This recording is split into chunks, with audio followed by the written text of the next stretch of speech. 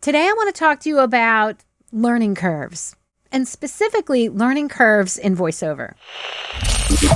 Every moment is a teachable moment.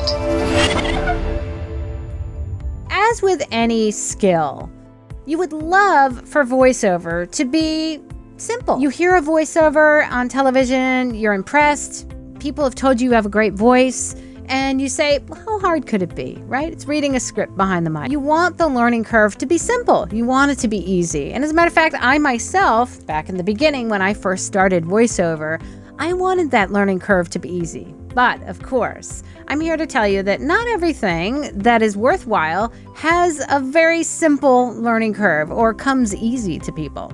As a matter of fact, most students that I work with, the learning curve is not a nice flat path that's gentle all along the way. As a matter of fact, it's pretty steep at the beginning because you're trying to get used to so many things at once. And I'm going to start off by saying, give yourself some grace. Number one, you're dealing with a lot, right? You're dealing with a whole lot right at the beginning. You're dealing with a new industry that you really may or may not know anything about. You're dealing with equipment. You're dealing with technology that, gosh, a lot of times when you need it to work, sometimes it just doesn't. And then you get all sorts of issues and you're not sure what's going on with that.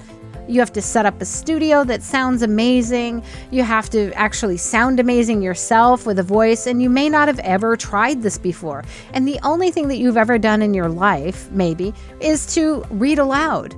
Or maybe you did some live announcements on the PA system in school and you were reading off of a script. And so really take a moment to realize that what you're doing is really not as simple as it seems. And so in order to coordinate and collaborate everything so that it all comes together in a nice, beautiful audio file format that is an actor's version of the copy that you've brought to life is a whole lot all at once. And especially when you're working with a coach or a client and you're also working on that technology, maybe you're being live directed and you're not able to really get to where they want you to be. And so there is a large learning curve. And I think a lot of it has to do with your perception of the task at hand, especially because we're dealing with audio, the ear that you've developed over the years. And a lot of times that is a big issue in terms of realizing what it is, like you don't know what you don't know and what it is that you don't know. And so we've heard commercials, we've heard voiceover all our lives, and we've got ourselves attuned to a specific rhythm, a specific melody of how it sounds. And so we want to mimic it when we get to it ourselves, right? When we have a script in front of us, we want to mimic that sound that we've heard for so many years. Typically, voice acting is called voice acting because we have to act.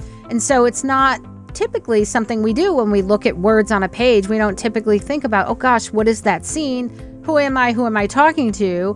And then try to really place ourselves in that scene so that we can deliver a reliable, relatable and believable voiceover. That requires some focus. It requires some focus, some digging deep, some education about what is this product that I'm talking about?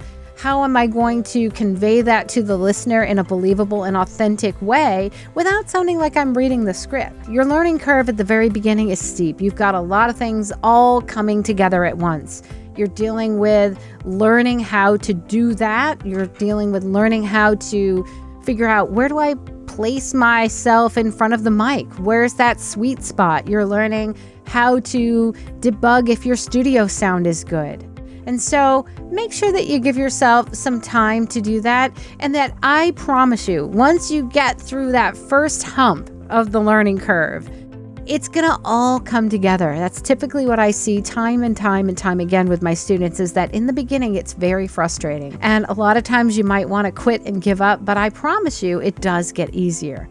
Ultimately, if you put the work in and you have the passion to do it, and you're willing to work at it and practice at it and get feedback, constructive feedback from your coach or from your peers, it will come together, I promise you. But it just may not be as simple as you might think in the beginning. For more business tips, make sure to check out my videos here. Thanks so much for watching, guys. I'll see you next time.